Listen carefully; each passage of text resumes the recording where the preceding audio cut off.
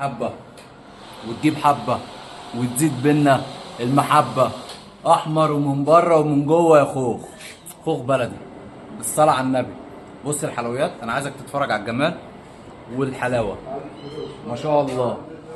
شويه خوخ بلدي النهارده جايبهم لك بالحبايه، فاخر من الاخر. بص الثلاث حبات مش مبينين ايديا، تمام. طبعا انا دول منقيهم عشان ايه؟ غسلهم. الخوخ ما ينفعش اكله من غير غسيل، فلازم اغسل الخوخ الاول. بص بقى الخوخ،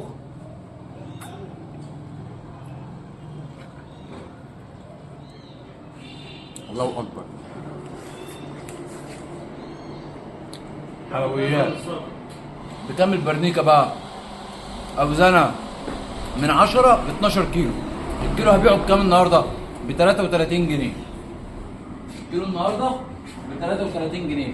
شويه خوخ عداله بالصلاه على النبي. قرب كده عشري، تعالى هنا وقت الحلويات دي بالصلاه على النبي. الله اكبر. شويه خوخ ما شاء الله، والكميه كبيره. هتيجي في اي وقت النهارده هتلاقي الخوخ. هتيجي النهارده الظهر، العصر، المغرب، العشاء، الفجر، هتلاقي الخوخ ما شاء الله كميه كبيره. نزلك ولا 200 برنيكه ب 33 جنيه بالصلاه على النبي زي ما انت شايف اهو.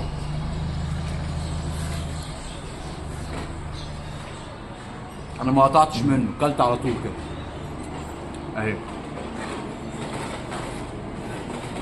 حلويات كنتالوب اللي بيعلم الحب. كنتالوب اللي بيعلم الحب يا ولا. بكام الكنتالوب؟ زي ما احنا 18 جنيه الكنتالوب. قشره خشنه من بره، صلابه، لون حاجه فاخر من الاخر ما شاء الله. كده معانا النهارده خوخ كنتالوب، تمام. بالنسبه برضو في خوخ درجه ثانيه بكام؟ 17 جنيه. تعالى بقى هاتوا كده قدام.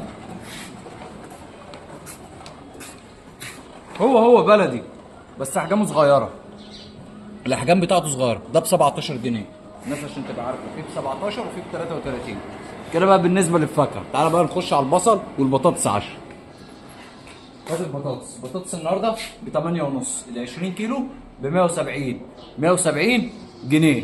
تعالى هات البصل الاحمر ب 8 جنيه، يعني ال 20 كيلو ب 160 يا ولا. ال 20 كيلو ب 160 يا ولا. تعالى يا ولا. بصل ابيض خزين درجه اولى، حاجه فاخر من الاخر. شكاره 25 كيلو ب 7 ونص. بصلايه بسم الله ما شاء الله مش عند حد في الجمهوريه. الله اكبر. بصل ابيض ناشف خزين زي ما انت عايز تقول قول.